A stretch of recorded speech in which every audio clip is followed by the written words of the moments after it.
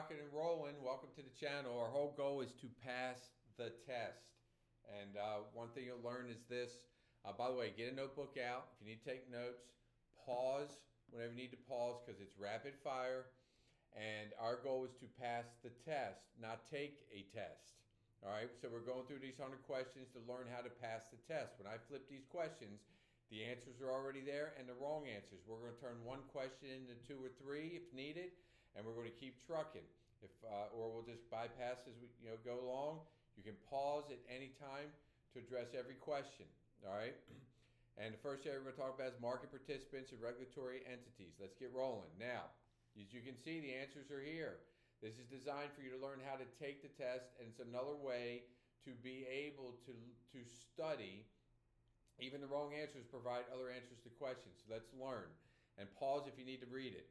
Which federal agency has ultimate regulatory authority over the U.S. securities industry?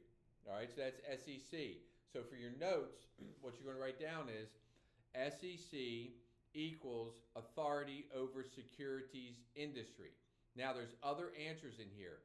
You've got to get in your brain. Write this one down. I'm not going to say write this one down every time, but you're going to figure that out. FINRA equals SRO and is overseen by the SEC. So in other words, think FINRA's under the SEC. All right? So they're regulating, the brokers, the agents, the people that are getting their licenses, okay? And understanding that. SEC, it's like grandma, grandpa, right? Securities industry. FINRA's under that, but SRO is the word for the test. These are the words. I'm teaching you triggers, okay? FINRA equals SRO, SEC equals security industry. Also, the repetition is the mother of skill. MSRB, I want you to go M&M. I want you to write MSRB equals M&M. So the first thing is the letter M twice. You should equate that to the first M in MSRB and then municipal.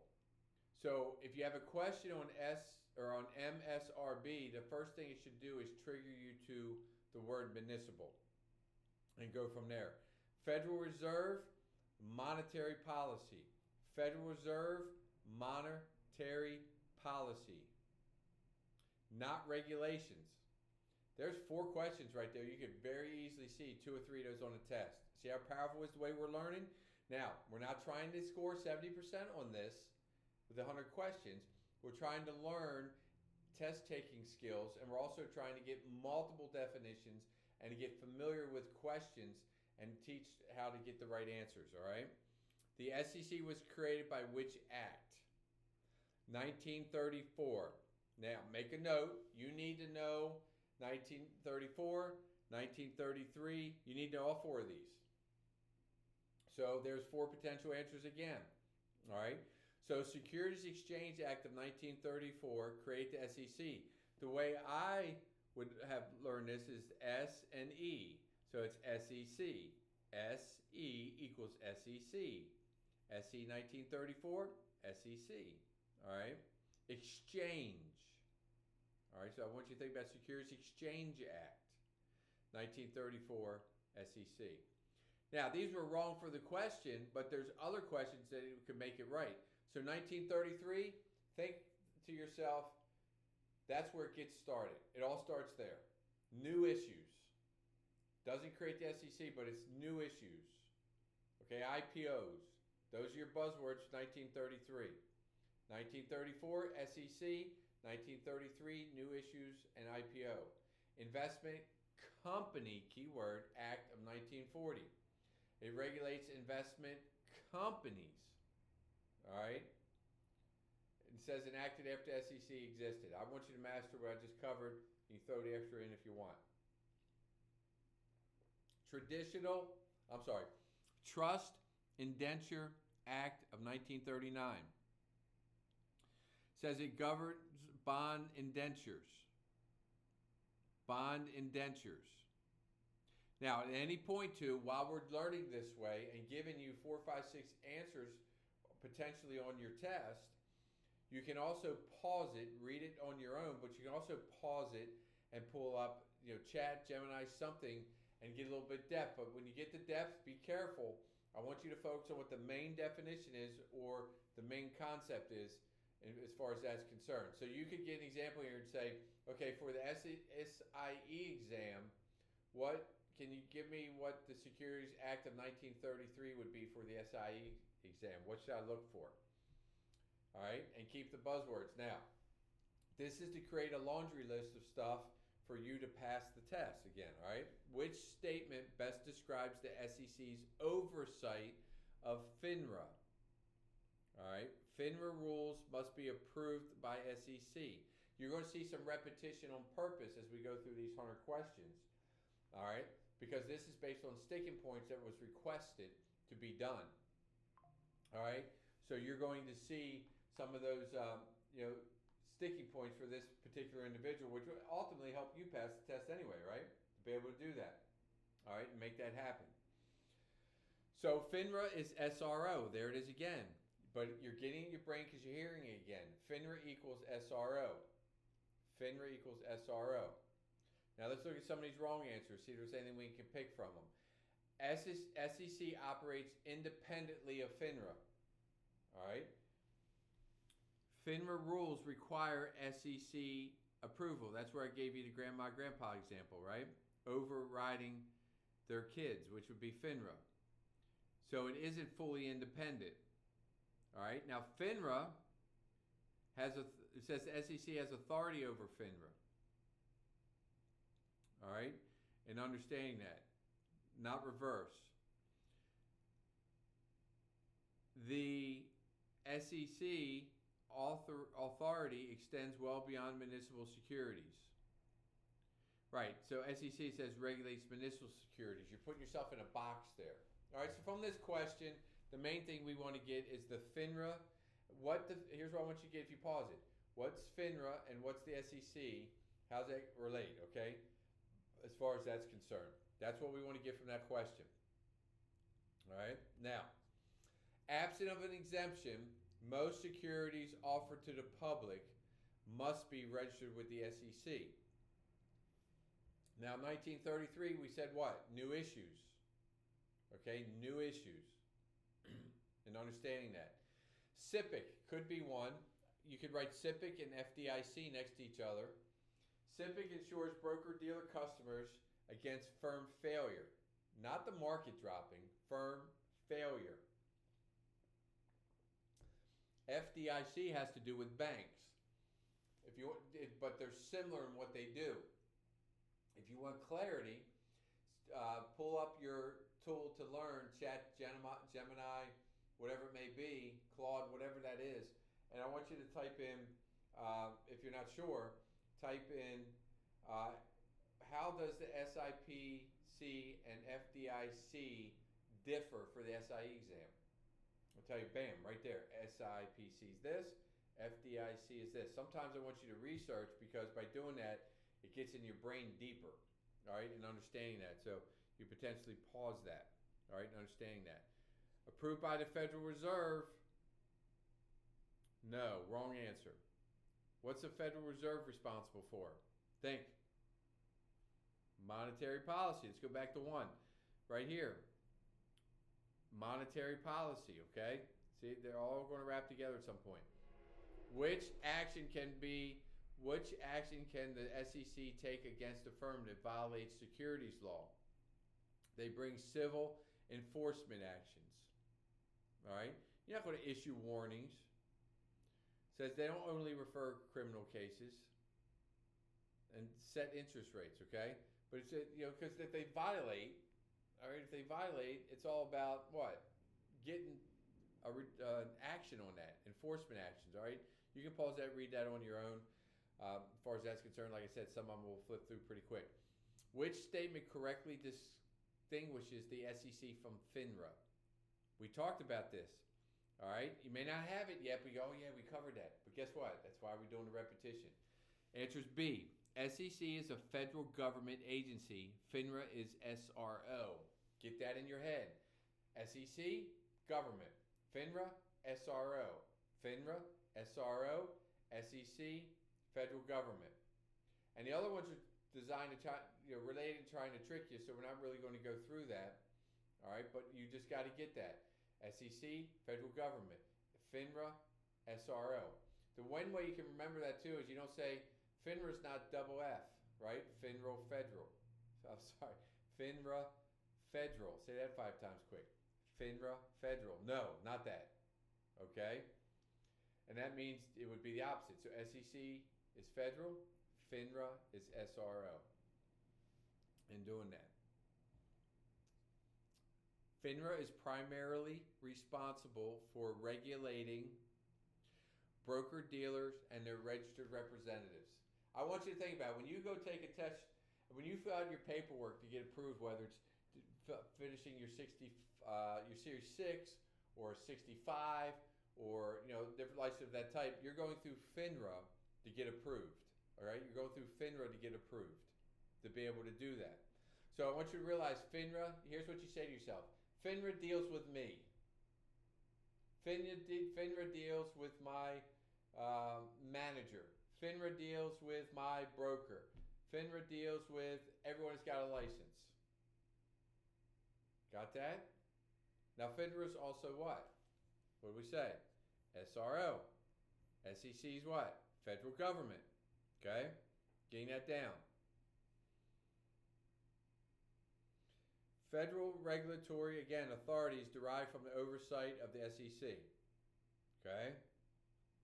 SEC. You can pause that and read through those. If some of them get into repetition, I'm going to touch on it, but I'm not going to get depth, but you can read it to get it in your brain. Which is the key function of FINRA? Writing and enforcing rules for broker-dealers. It's almost like a repeat question, but that's what we're trying to do. This is about a weak spot that someone had, and it's about seeing repetition things to get it in their brain. So when they go back and whatever study tool they're using, they could be using whatever's out there, Kaplan or Achievable or I think there's Past Masters, a couple others, whatever's out there. Writing and enforcing rules for broker-dealers. All right? Get that in your head, FINRA.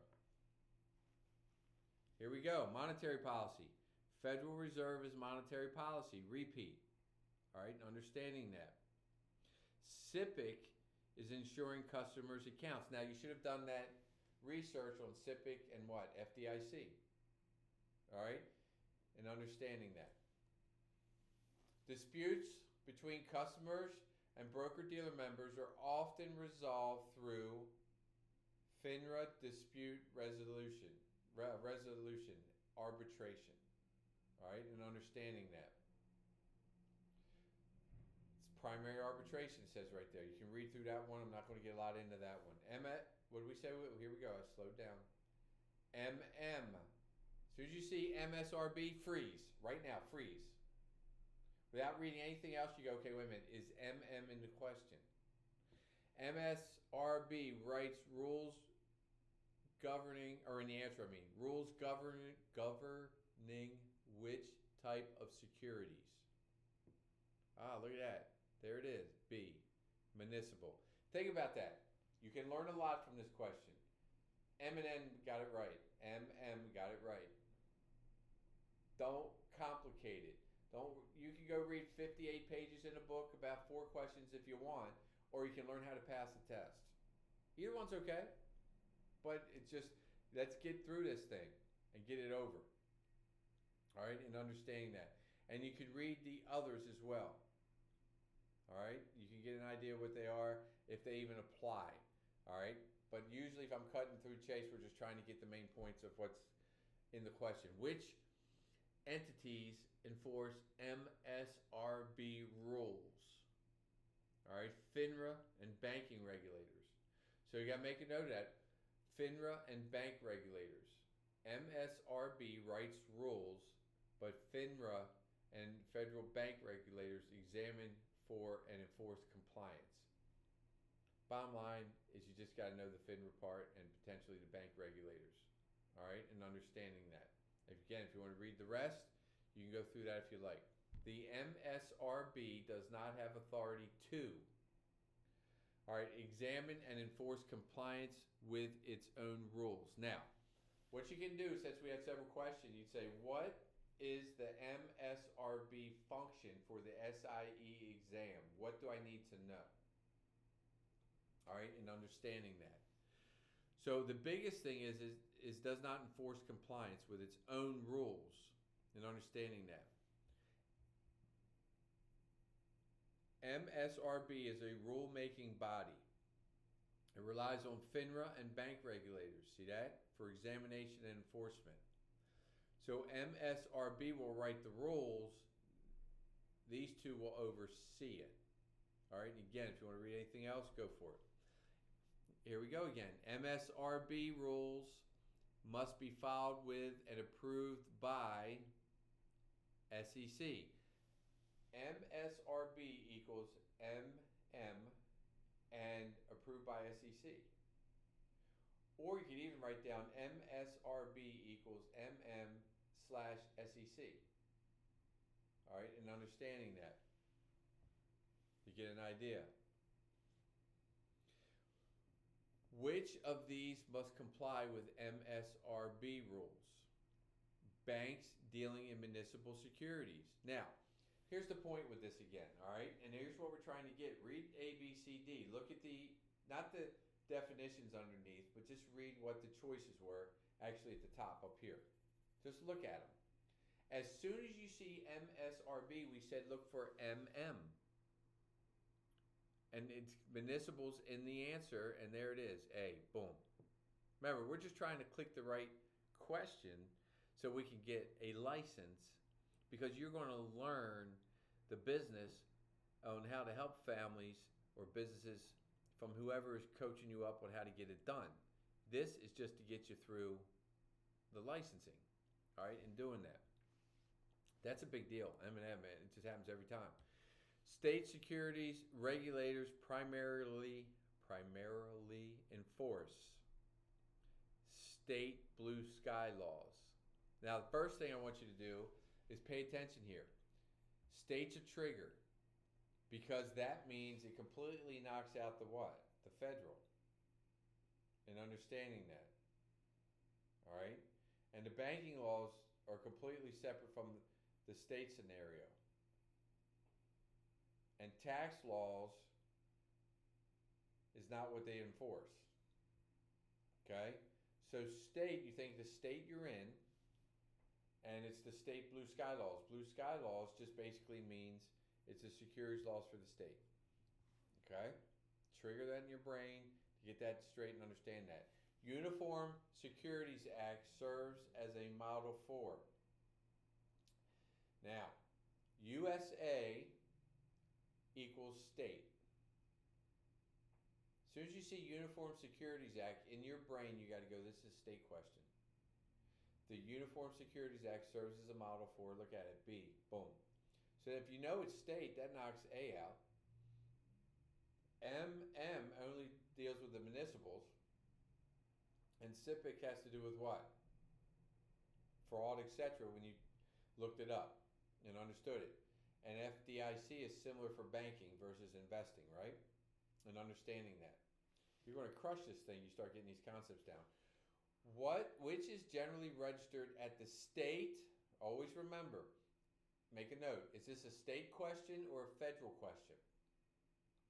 Which is generally registered at the state level rather than federally? Always, always, always. This will be on your 65 too. It's crazy. Some of the stuff repeats. You know, as you're going through this, if you're taking multiple licenses and you decide to, whatever licenses you're getting, it repeats on other tests. It's unbelievable. It's like, why put them on there? Always remember this. Investment advisor reps, IAR. All right, let's read the underneath. Smaller state registered investment advisors and the representatives typically register at the state level. All right, the test is going to be state level IAR. State level IAR. IAR registers at the what? That's right, state level. And understanding that. NASAA is an association of state. So now we got a couple things. So if you're writing state down, okay, you're writing state down, You want to say state equals IAR. Also can write down state equals NASAA. State Security Administrators. All right, we have a whole video on administrators. All right, understanding that. 15 minutes or so, I think it is. Represent state and security regulators. If you want to read through these other things, you can. All right, and understanding that and making that happen. Which of the following is an example of a SRO? Right away, your brain should have gone to what? FINRA. Boom. Knocking that thing out. Because that's repeated 3 or 4 times. And if you got that, your brain should be excited because now you locked down that question on the test. It's locked down. Game over on that one. All right, but now they have these other things in here. The Federal Reserve should be locked down. Twice it came up, and what was the answer? You relate that to what? If you go back to the top of your notes, you should have Federal Reserve equals what? That's right, monetary policy. Always pause if you want at any time. SIPC, all right, what? SIPC and, I say SIPC, but SIPC and FDIC. Related in a way, but how? Remember, chatted it or however you looked it up, or in your notes, boom, boom, I got it, it's over. That one's locked down.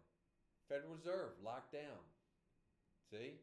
SROs are authorized by the SEC to create and enforce rules for their members. So get that down. If you didn't have a definition of SRO, write that down. Create and enforce. SROs, create and enforce. Create and enforce. SROs. All right? Set fiscal policy. This is chances are this will be a test question. Who sets fiscal policy? You just got a bonus. This is what this is all about. Congress and the Treasury. All right? Not SRO. Congress. All right? Insure customers' accounts. There it is again. SIPC. All right? And you go through the print currency if you want. Which is also considered an SRO? A national securities exchange. Now, there's 2 now. Okay, here's how you learn. 2 came up, right? Well, let's go through this first. It says National Securities Exchange, or SROs, along with FINRA and the MSRB. So if I'm taking notes, I'm writing down SRO, and I'm writing down those 3. FINRA, MSRB, which is what? M&M. And then we've got the New York National Securities Exchange, like New York Stock Exchange. So what I would do is this. Do a search, pause it, do a search. What is included in the SRO for the SIE exam? Or you can do it this way. Okay, is there anything else outside the SRO, SRO, FINRA, and MSRB that is part of the SRO? I messed that up a little bit, but you know what I'm saying. Is there anything else that I'm missing? All right, so FINRA, MSRB, and the National Securities Exchanges are part of the SRO. Can you give me a list for the SIE exam? All right, I botched that a little bit.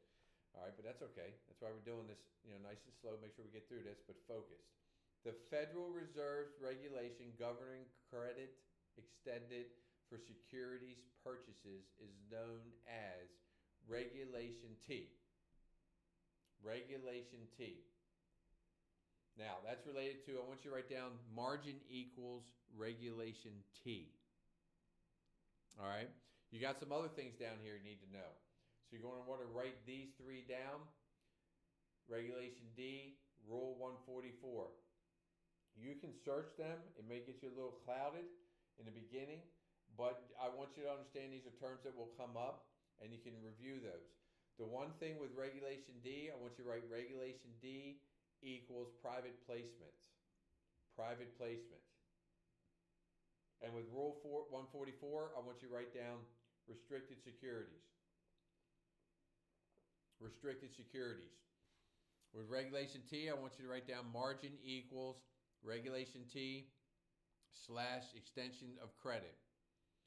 And you just say this over and over again. You just say it over and over and over again.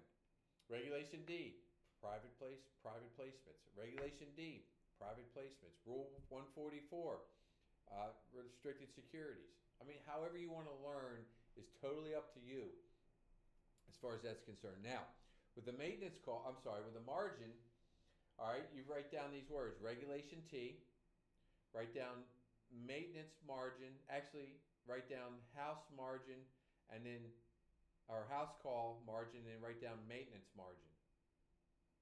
And learn what the difference is. The maintenance margin is what the government has set. The house call is what the broker sets as far as calling it back. I'm not getting into that.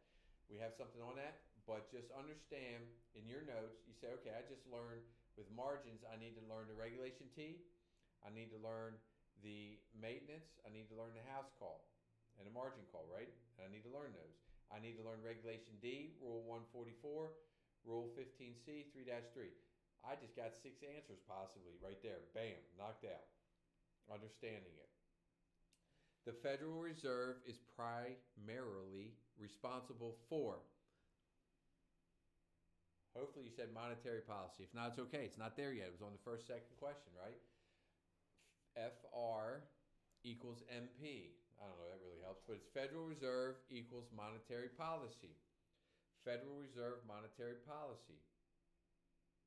All right, here we go again. You can read these to get it in your mind. Regulating broker-dealer sales practices, insuring brokers' accounts. That's SIPC. That's the 4th time you've seen that. Now, if you're not thinking right, you go, I saw that 4 times. What are you talking about? It's exciting to see it 4 times. Because you see it 4 times, guess what? You know what that means? You're getting it down. All right? Same thing with D that's wrong. MSRB. Lock down that question. See how it works? U.S. Treasury Department is primarily responsible for issuing and managing U.S. government debt. That can make sense to a degree because it's Treasury, government, government, Treasury. Okay? In doing so. Now, let's go to another section.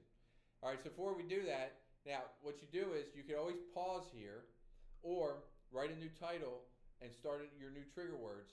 And then what I would suggest you do is you take those words and you just say them over and over again. All right? And just say them over and over again.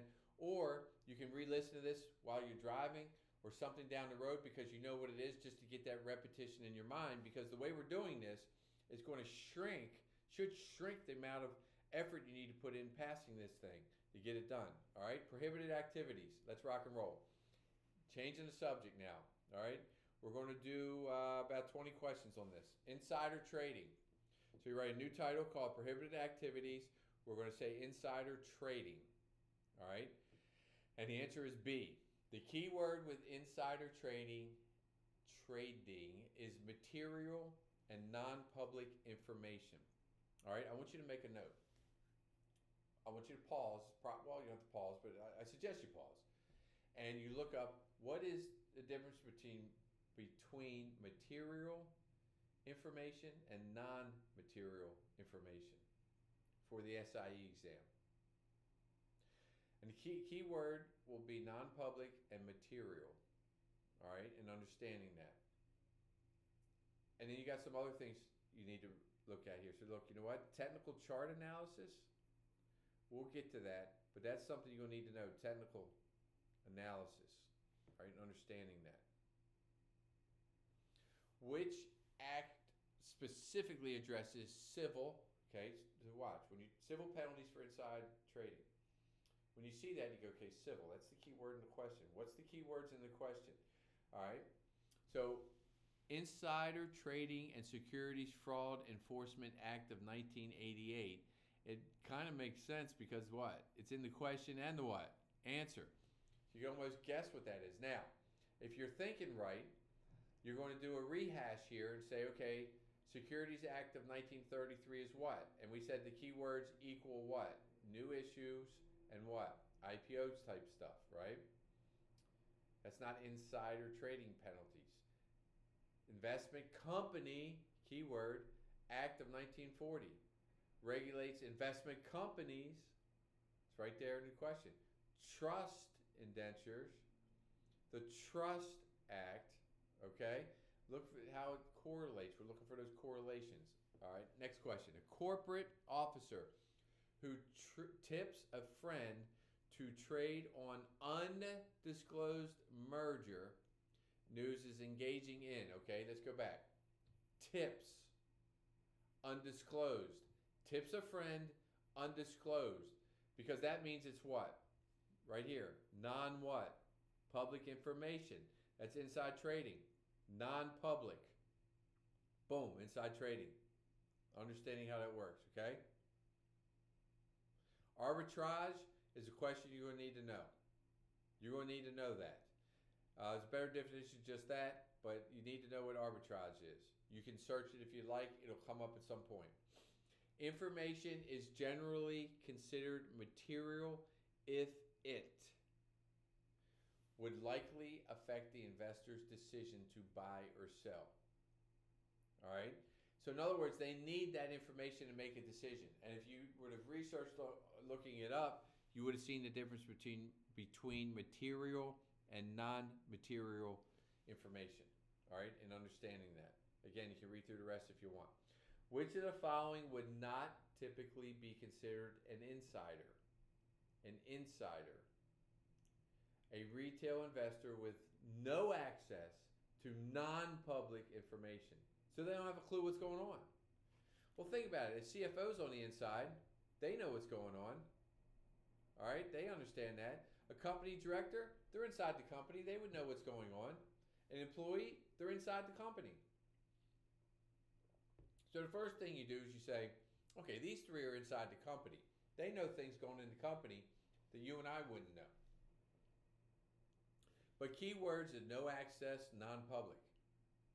Okay, so you're looking for those type of things and understanding that.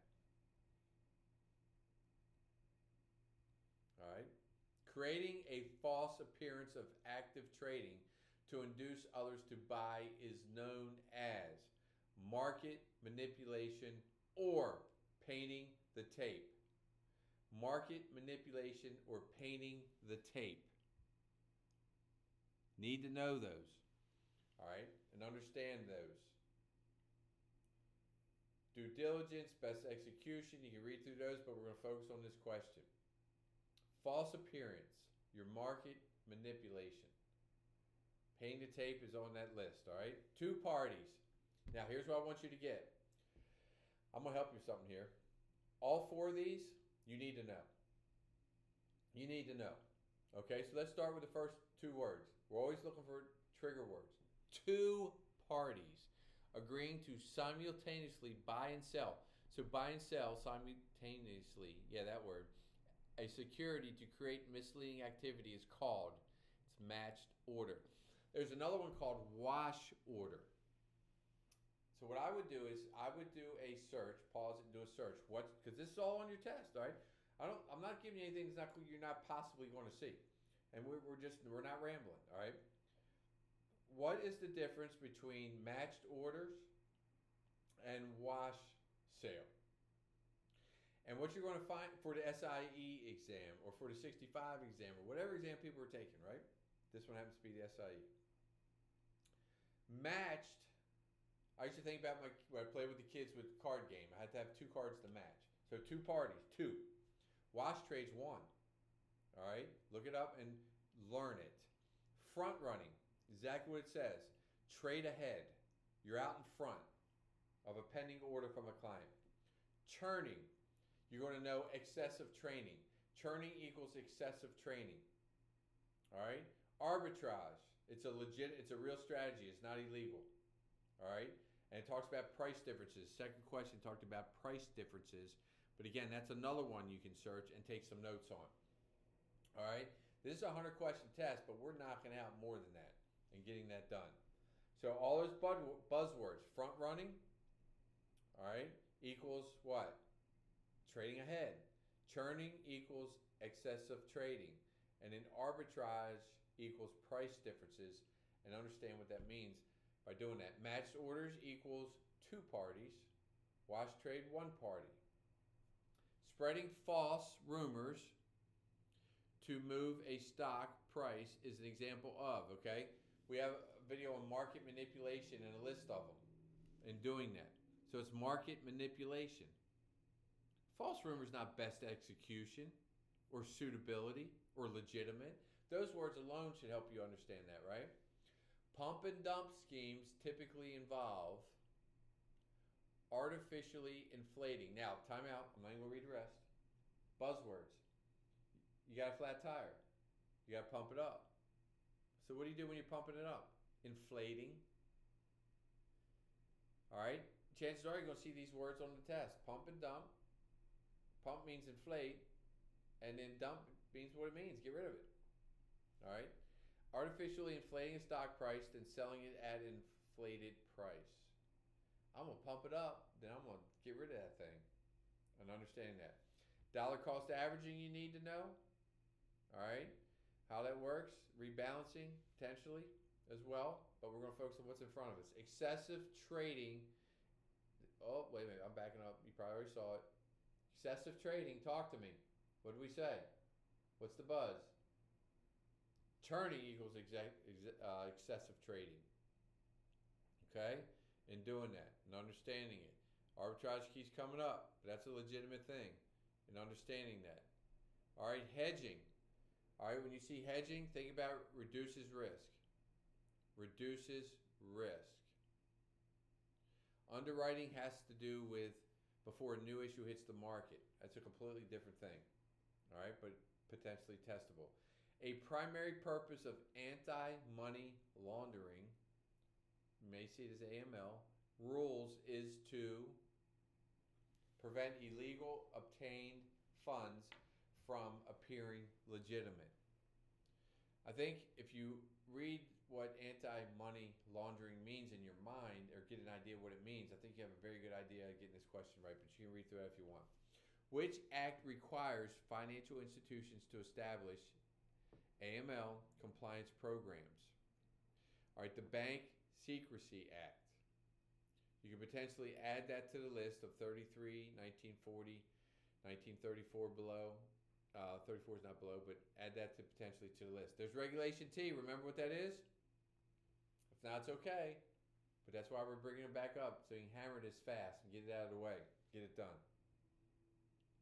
Suspicious activity report must generally be filled with suspicious transactions total at least $5,000. That's the threshold. So SAR equals $5,000 threshold in doing that. Placement, layering, or integration describes the stages of money laundering. These are three classic stages of it. Placement, layering, and integration. Under AML rules, firms must generally not do which of the following? Notify the customer under investigation that an SAR was filed. Yeah, right here's the key thing. You're not tipping them off. Why would you tip them off? Hey, let me tell you what I'm doing. You're doing something illegal. Well, let me tell you so you can fix it. No, we're not doing that. All right, and understanding that. Regulation SP, potentially test, all right? Primarily, I don't know, what is that word I have problems with? Addresses financial privacy. So you can go SPP. That's the way when I was taking these tests, the way I remember was SPP. When I took it, there was no SIE. It was just 6. SPP. I said, I can't remember what the other P is. And I saw the question, it had privacy. Oh, yeah, privacy. Customer financial privacy. And understanding that, all right? You're getting that down. Again, you can read the other ones if you want. Firms must provide customers with a privacy notice at account open or periodically thereafter. All right, again, you can read through that if you want. Customers generally have the right to opt out of having their non-public personal information shared with certain non-affiliated third parties. That's 100% right. Okay, in doing that.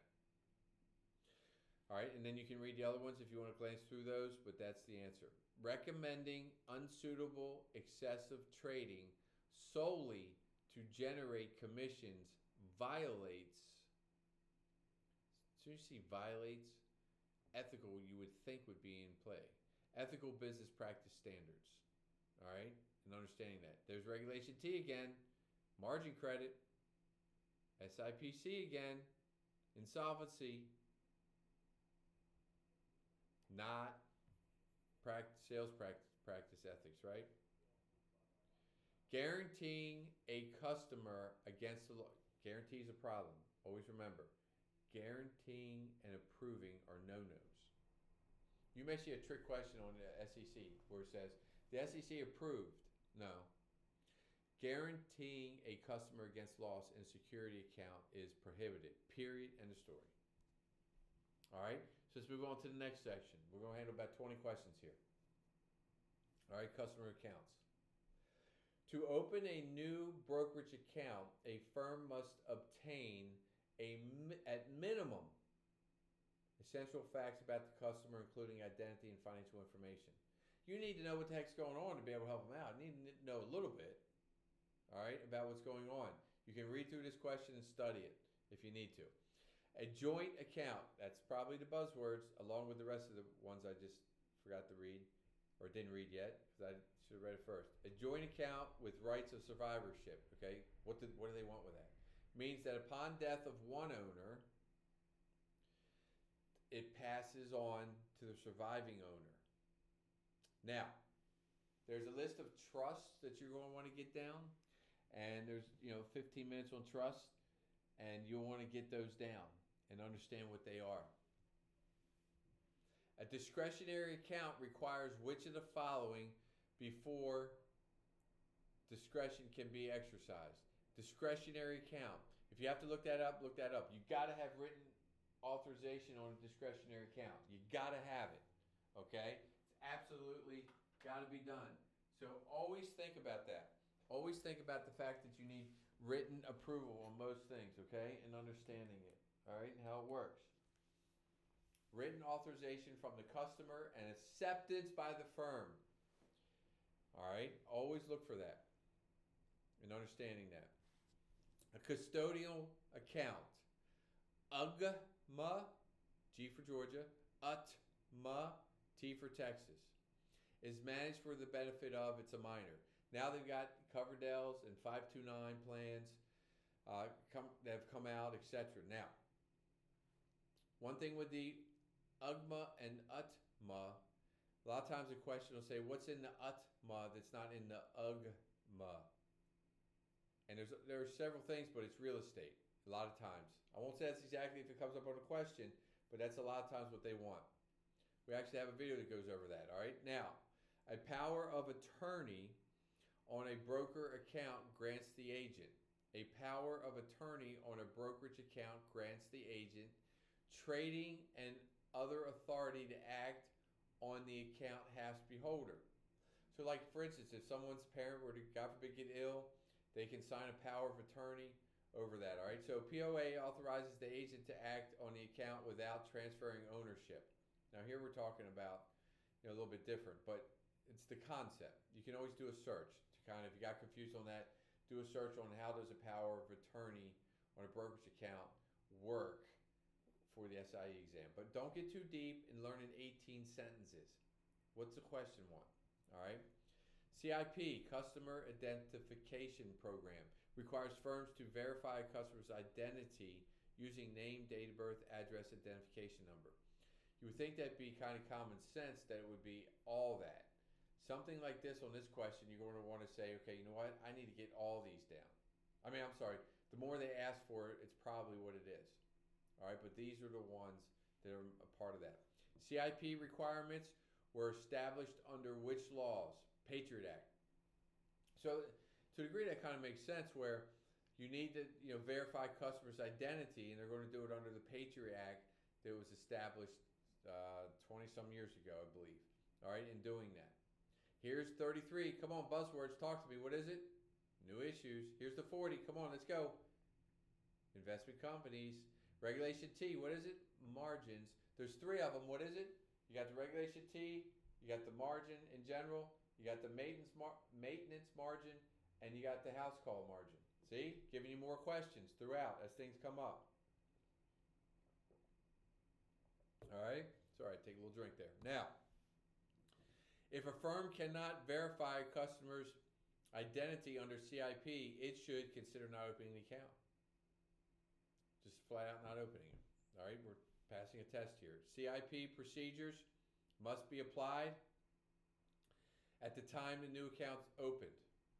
All right, and I'm sure there's questions in the paperwork, your paperwork, that would make that happen.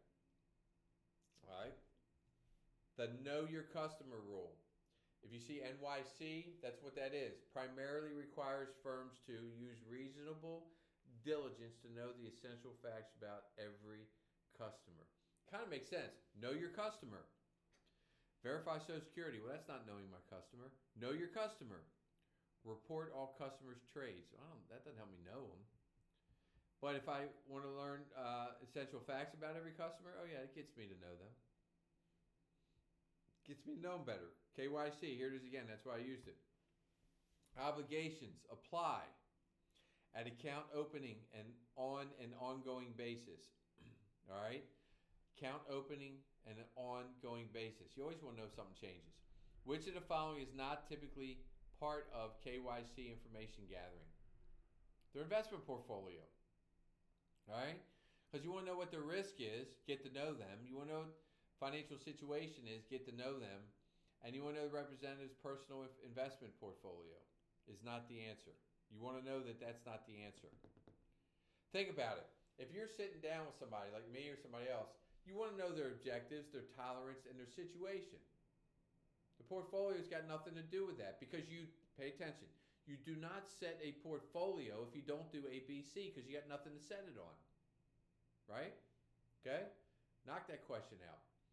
Helps firms to, again, make suitable recommendation. It's a repeat. You can go through it. FINRA, suitability requirement, rule requires that recommendations be suitable based on customers' profile, tolerance, objectives, not their zip code. You're 50 and you live in that zip code, and you're 50 and live in that zip code, but because you have a different zip code, I'm giving you a different portfolio. No, it has nothing to do with it. Profile, tolerance, and objectives. What do they want to get accomplished? All right. 3 main components of suitability. Obligations are reasonable, basis, customer specific, and quantitative suitability. 3 prongs. All right, and understanding that. Reasonable, like I said, some of these we're just going to go through a little faster. And let's have multiple questions. You can pause, go back, and look at them if you need to. Reasonable basis suitability requires a representative to. Now, they're taking these and breaking them down, right? To what? Understand the product and believe it's suitable for at least some investors. Okay? That's just a flat out definition of that. Recommending an excessive number of transactions inconsistent with a customer's profile may violate quantitative suitability. Okay? Again, you just got to look at that. So the buzzwords here, quantitative suitability addresses the cumulative appropriateness of a series of recommended transactions. Because here's what you got to get. Quantitative, all right, means cumulative. So those are buzzwords that kind of relate to each other and understanding that. All right? Excessive, quantitative, cumulative. All right? Those are kind of like how you can start thinking about that. Broker-dealer records related to customer account. You don't need to know this. Broker-dealer records related to customers' accounts must generally be maintained for a minimum of 6 years. All right? And I would look up that rule because, from time to time, things change. Okay? They may say, oh, that's 5 years. Oh, that's 28 years. All right? From time to time, things change. If you just want to double check it, say under the SEC rule 17A-4, how long, etc. All right? And then you get your answer. But you got here 6 years. All right? Which is true regarding electronic communications with customers? Which is true electronic, okay? They must be retained and subject to supervision like any other communications, all right, in doing so. A registered representative corresponds with customers about securities business is generally subject to firm supervision and record-keeping requirements. Some of this stuff is common sense to a degree, all right?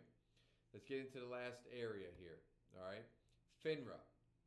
Rule 210 requires members to observe high standards of commercial honor and just equitable principles of trade. I know when you go through these, you're like having a mind melt going, all this information. But in reality, if you repeat things over and over and you get the basics, I spend a lot of times on some of the ones that are triggers, the ones you see more often, the buzzwords, and some of these I just, going through. But it doesn't mean you won't still try to know. But really, you don't have to know 100% of everything, okay? If you know, if you score 90 on 60%, on 50 to 60% of the test, and then you do decent on the rest, you're going to pass the test, all right? So everyone's going to have a blind spot when they go take a test, all right? I had a blind spot on every one of these, but I knew enough. FINRA's conduct rules primarily govern member firms and associate persons. Remember, very, very, very beginning, broker agent. All right, get that in your head. Monetary policy, what's it got? What do we got? Federal Reserve, right? We want to get that. It's a repeat, understanding it. Which best describes FINRA approach to fair practice or fair pricing and principal transactions? FINRA applies fair pricing and markup guidance to ensure reasonable prices. Okay, reasonable prices.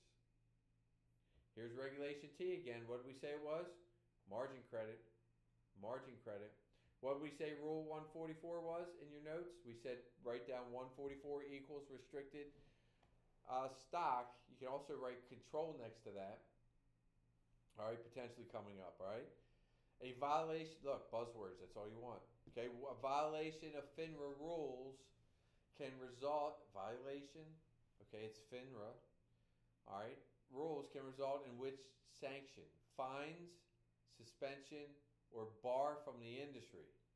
You got to really do something to get barred from the industry, all right, and understanding that. SEC Rule 15C 3-3, Customer Protection Rule. Safeguard cash, securities. Just reading that makes you say, you know what, I think that makes sense. Customer protection, safeguard, kind of a buzzword, makes sense to me. SEC Rule 10b-5 primarily prohibits. All right, so you're sitting there going, okay, prohibits something, must not be good. Fraud manipulation, SEC Net Capital Rule requires broker-dealers to maintain. SEC Net Capital Rule requires broker-dealers to maintain a minimum level of liquid capital. I won't say for sure you need to have this, but you as you go along, there will be certain numbers you need to know for minimums. So just think about minimum level. Net capital means, wait, I got to have some capital to protect myself. So I got to have a level of liquid capital. Let's try to correlate it together. Remember, you're not trying to memorize, because when you go to these questions, it'll come back up. Under FINRA rules, most retail communications generally require principal approval prior to use in most cases. All right? Remember, the principal drives everything. They drive everything. Communications within the office, that is. Communications with the public must be fair, balanced, and not misleading. That sounds kind of obvious, doesn't it? I mean, those three, just common sense in anything, you would hope. Which would likely violate FINRA's communication rules. Guarantee. There it is. Okay, here's what we want to get. See, you may not get every question, so don't get all nervous about this, wrapped up in that. But we want to look for words like guarantee, approval. No, those are no-nos. All right? Can't guarantee investment performance. And understanding that. Institutional communications under FINRA rules are generally distributed to, well, shocker, institutional investors. Institutional. As soon as you see an institutional question, look for something that's related to that. And understanding that and how it works. FINRA gifts and gratuities rule generally limits gifts related to the securities business to, says the general gift is $100 per person. Now, I would definitely search that. Some of these things change over time. And they change in the middle, new year, new situation, because there's been some certain things that have changed. All right? Which would generally be excluded from the gift limit. An occasional business meal not so frequent as to raise concerns. All right, so it says which would generally be excluded. So a cash gift to a client counts towards the gift limit. A luxury vacation would likely exceed the gift limit, it's true. And a large cash bonus to a client would count towards the limits but not be excluded. All right, so you just got to get that one down. Records of gifts given in connection with the securities business must generally be maintained and subject to review. I think that's kind of common sense. All right, so here's my point. Couple things. When you go through these, you're not going to get every single thing. I just said this a little bit ago. But you want to get the meat. Let's get the meat of it. And when you see things that say maintain, subject to review, that kind of makes common sense. Guarantee, it's a no-no. Approval, it's a no-no. Written, yeah, you would think most of them got to be written, the answers would be written communication. I'm not going to say all, but 99.999% are of some sort. Okay, don't want to mislead you, but the reason I say that, they might say accept and they're reversing it on you. All right, trying to get that figured out. So don't sweat it. Just, you got your laundry list here. You're getting near the end. If you did this in one sitting, you might be getting a little burnt out, but you know what? It doesn't matter. If this took you another 10% on your test, man, lights out. That's what we want. As you start merging the other together, okay, and understanding that. Before engaging, did I go through this one? Yes, I did. Before engaging in an outside business activity, a registered representative must generally, you got to let the firm know. All right, because they're not trying to keep you from doing things. It's just compliance. They got to make sure that you're focused on your business. All right, and doing that. You can do other things, but you got to let them know what the deal is. An outside business activity refers to any activity outside the scope of the relationship with an employing firm, such as a second job. It's kind of common sense. An outside activity. You read the other ones, a lot of them don't make sense. No, it has nothing to do with trading. Don't fall for that. It's you going to do something else as a career, or maybe you're doing, maybe a multiple streams of income, you're getting something else, and going through that. You have to notify the company and understanding that. Compliance. So all they want on these tests is compliance and rules and everything else, which is, understand. A firm that receives notice of a proposed outside business activity may. A firm that receives notice of a proposed outside business activity may approve, limit, or deny the activity based on the evaluation. All right, you would think these would be common sense if you really just pay attention to what it's asking. All right, FINRA, continuing education requirement consists of which two components? Regulatory element and firm element. Regulatory element, firm element. Regulatory element, firm element. All right, in doing so.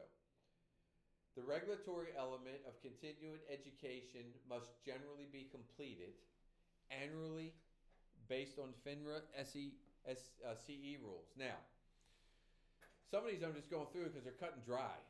All right. Some of the other ones, it's great. You go through 3 or 4. Like when we do one on trust, you got 3 or 4 answers and different things wrapped up. This one's that. You saw that in the beginning, right? And understanding that. But this one, you just got to kind of go through. Individuals who sell securities to the public must generally register with FINRA through a member firm. All right? Through a member firm. We talked earlier about what FINRA is. What is it? Go look at your notes if you don't remember. Pause it and read it. Which exam is typically required before a candidate can register as a full representative with FINRA member firm? The SEC alone plus an appropriate representative level exam. So you get the SIE, and let's say you're going to take the 6. Well, you take the SIE first, then you go get the 6. All right, that's how it works. It's not sufficient by itself. So get that in your head. There was a time where it was just flat out taking the test. There was no SIE before everything. All right, so they're trying to gut out all the regulatory stuff. A person is generally required to register in a state before conducting securities business with residents of that state, subject to certain de minimis exceptions. Now, that's definitely going to be on the test, on one of your tests, if not all your tests. Okay? The de minimis, I know that was on the 65, and I'm sure it's on it. All right? You've got to know what de minimis is. So do a search. I can tell you how it works with 5. 5 is the trigger number, but I need you to do a search on that. Pause it and do a search because it's better that you understand it if you don't. What is the de minimis rule or exception rule when it comes to the SIE exam? What does it mean? All right, and 5 is your trigger number, and you'll understand it when you see it. All right, it's not 5 years like letter C, but 5 is a trigger. Okay. Failing to timely update a registered representative's form with a material change can result in disciplinary action. All right? So if something happens, man, you got to take care of it ASAP. You got to let them know. All right? Because they want to know everything because you deal with people's money. All right, last section. I was thinking the last one was, but this is the last section. Actually, this is the most heavily tested regulatory topics. All right, just a couple questions on them. Securities Exchange Act 1933. Wait a minute, let's back up. Here's what I want you to get from this. I want you to understand that as we cover these, it's a skimming over it, but I want you to understand that these areas lock down on them. Like for instance here, this says 1933.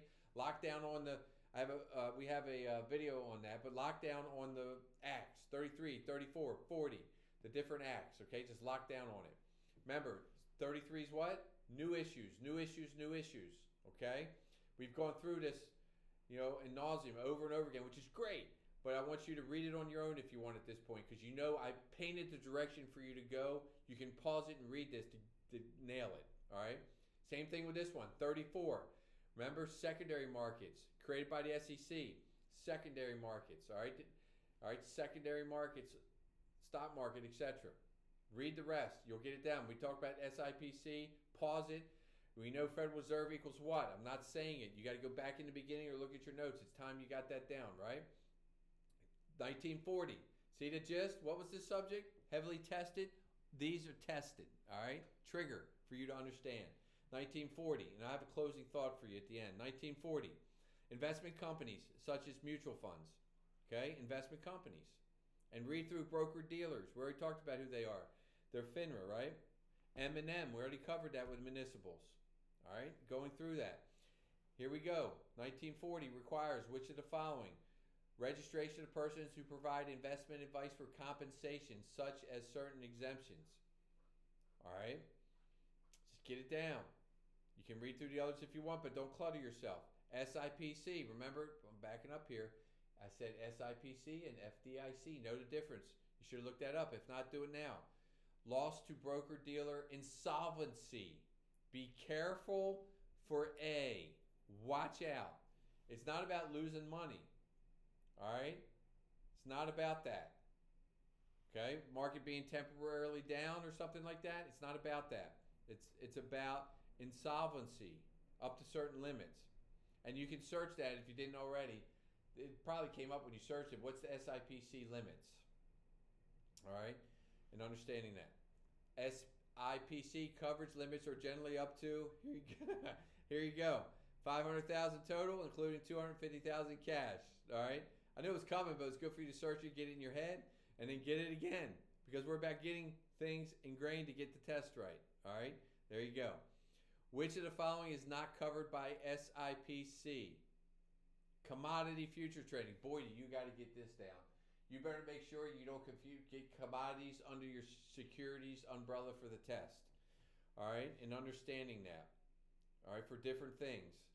All right? And you'll learn about the commodities as you go through this. All right? In different scenarios, it'll come up. SIPC is best described as a nonprofit corporation that protects customers of failed brokers and dealers. There it is. All right? And understanding that. Which A regulatory body would most likely oversee a banker dealer's compliance with MSRB, federal bank regulator. We talked about that in the beginning. That was the other part of it that was related to that. All right, and understanding that. Which best summarizes the relationship between the SEC and the SRO, like FINRA and MSRB? Alphabet soup is the answer, right? So SEC and SROs like FINRA and MSRB. The SEC oversees SROs, and SRO rules are subject to SEC approval. Just the letters confuse you enough as it is, all right, and understanding that one. A representative who fails to disclose an outside business activity automatically go red flag, and also engages in undisclosed private securities transaction, selling away, has likely violated what? FINRA's conduct rules. Now, remember, it's about getting other questions.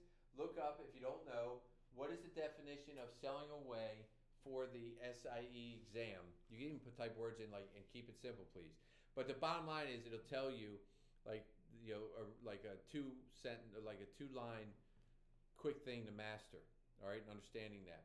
Which best describes the overall purpose of regulatory framework tested on the SIE? All right, and the answer is to protect investors and maintain fair and orderly and effective markets. All right, and there's some of your answers if you want them, just to have them, but you really don't need them. All right, in doing so, because everything's right there. All right, now, all right, in closing, here's the deal. You might just had a mind melt. You should have an outline on a notebook. Pay attention here. You should have an outline on a notebook.